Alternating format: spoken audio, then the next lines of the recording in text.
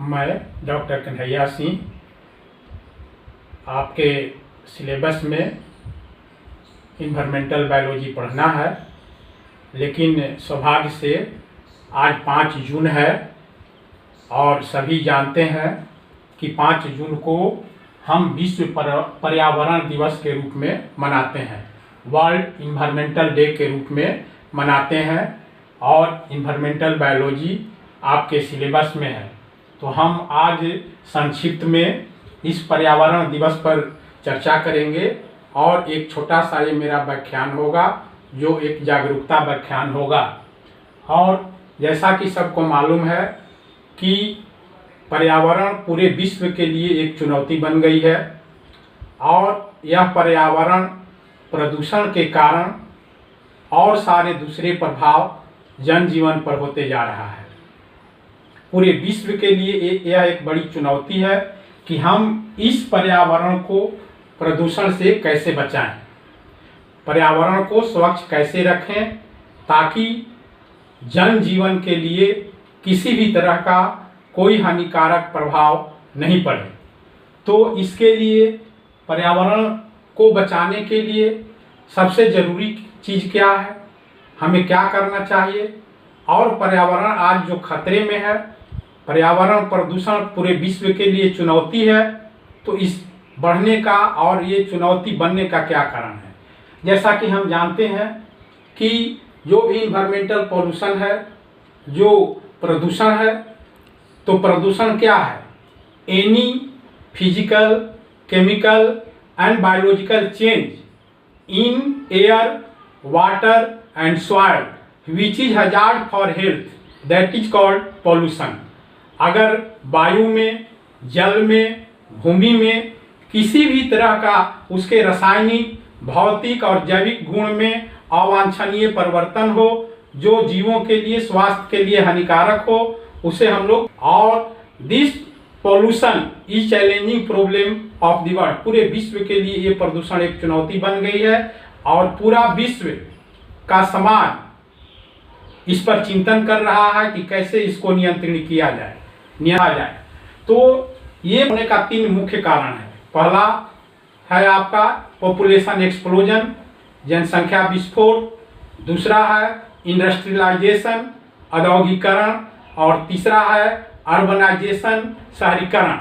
तो ये 3 जो मुख्य कारण हमने आपको बताया, जनसंख्या विस्फोट, औद्योगिकरण एवं आपका शहरीकरण, ये 3 मुख्य कारण है जिसके कारण पर्यावरण खतरे में है। जनसंख्या बढ़ते जा रहा है, जनसंख्या बढ़, जो भी जीव इस पृथ्वी पर हैं उनको भोजन चाहिए, रोटी, कपड़ा और मकान चाहिए।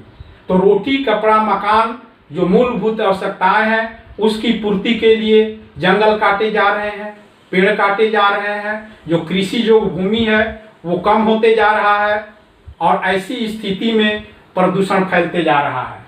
शहरीकरण हो रहा है, लोग गांव छोड़कर शहर की ओर पलायन कर रहे हैं। तो शहर की ओर पलायन कर रहे हैं तो शहरों में जो भी वृक्ष है काट कर घर बनाए जा रहे हैं। इसके बाद औद्योगिकरण, बड़े बड़े जंगल को काट कर, पेड़ों को काट कर और उद्योग लगाया जा रहा है, फैक्ट्रियां बैठाई जा रही है। तो ऐसी स्थिति में जितने बड़े पैमाने पर पेड़ों की कटाई हो रही है, जितने बड़े पैमाने पर पेड़ों की कटाई हो रही है उतने बड़े पैमाने पर वृक्षारोपण नहीं हो रहा है। और जब तक जिस पौधों को काटा जाए और उसके जगह पर वृक्षारोपण नहीं हो तो पर्यावरण एक समस्या और बनती जाएगी, गहरी होती जाएगी और इस स्थिति से निपटना आने वाले दिनों में काफ़ी मुश्किल होगा।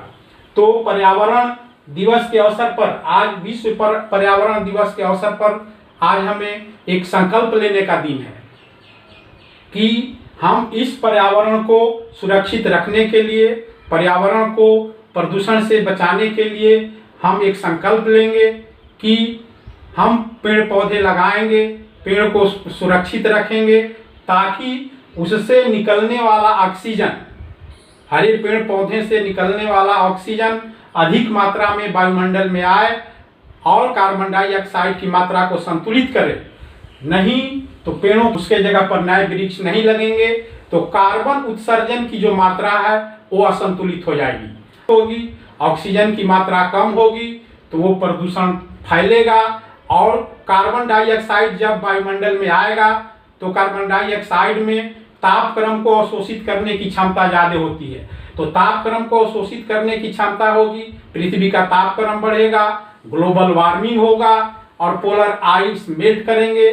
जितने भी समुद्री तट के किनारे शहर हैं वो जलमग्न हो जाएंगे और पूरे विश्व पर एक खतरा बढ़ेगा। ये कार्यक्रम चलाया जल जीवन हरियाली। जल जीवन हरियाली हमारी बिहार सरकार के द्वारा प्रायोजित कार्यक्रम है। अब इसमें आप देख रहे हैं कि पहले जल है, इसके बाद हरियाली है और बीच में जीवन है। बिना जल के, बिना हरियाली के इस पृथ्वी पर जीवन संभव नहीं है। बिना जल के संरक्षित किए, बिना पेड़ पौधे लगाए हमारा जीवन सुरक्षित नहीं रहेगा, हमारा जीवन हमेशा खतरे में रहेगा। इसलिए जल बचाओ, जीवन बचाओ, पेड़ लगाओ, जीवन बचाओ, पेड़ पौधों को मत करो नष्ट, सांस लेने में होगा कष्ट। तो ये सारे जितने भी स्लोगन दिए गए हैं, 2 बच्चों की हस्ती से कटे जिंदगी मस्ती से, एक वृक्ष 100 पुत्र समाना। एक वृक्ष हम लगाते हैं तो एक बेटा से हमको जितना सुख मिलेगा उतना ही एक वृक्ष से हमें सुख मिलेगा। इसलिए आज के इस विश्व पर्यावरण दिवस के अवसर पर हमें पहले हमारे घर में, गांव में, मोहल्ले में बिजली कटती थी तो बच्चे काफी जोर जोर से हल्ला करते थे, और बिजली जब आती भी थी तो जोर जोर से हल्ला करते थे। लेकिन आज क्या हो रहा है, पहले अभाव में खुशहाली थी और आज खुशहाली का अभाव है। तो ऐसी स्थिति में हमें जल को भी बचाना होगा, वाटर हार्वेस्टिंग के माध्यम से जल का उपयोग कम करके, जल की बर्बादी को रोककर, और जो भी जल का जितना भी हम संरक्षण करेंगे तो जो वाटर टेबल है, जमीन के अंदर जो वाटर टेबल है, जल का स्तर है, वो कामयाब रहेगा और आने वाले दिनों में जल की समस्या नहीं होगी। नहीं तो आने वाले दिन में जल की समस्या भी बहुत कठिन होगी, इसे कभी नज़रअंदाज नहीं किया जा सकता है। इसलिए कंजर्वेशन ऑफ वाटर भी बहुत जरूरी है। पर्यावरण कार्य संस्कृति में बदलने से और जीवन में उसका अनुपालन करने से हम पर्यावरण को प्रदूषित होने से बचा सकते हैं। और जहाँ तक कार्बन उत्सर्जन की बात है, हमने आपको चर्चा किया कार्बन उत्सर्जन